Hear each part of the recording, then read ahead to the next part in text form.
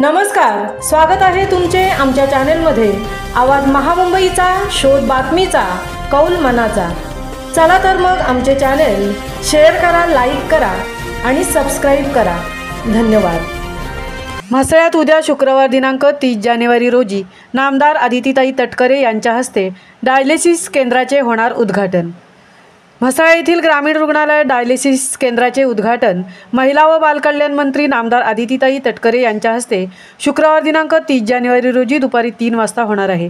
यावेळी जिल्हाधिकारी श्री किसन जावळे, जिल्हा शल्यचिकित्सक डॉक्टर अंबादास दानवे यांची प्रमुख उपस्थिती राहणार असल्याचे प्रभारी वैद्यकीय अधीक्षक डॉक्टर प्रफुल्ल पावसेकर यांनी आवाज महामुंबईच्या प्रतिनिधीला सांगितले।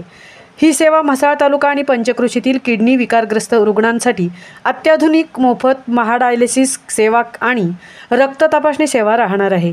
ही सेवा किडनी विकारग्रस्त गरजू रुग्णांसाठी एक वरदान ठरणार आहे, असे डॉक्टर पावसेकर यांनी सांगितले।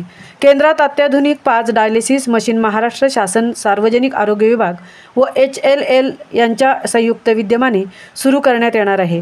केंद्रातून एका शिफ्टमध्ये 15 व दिवसातून 45 रुग्णांना सेवा देता येणार आहे।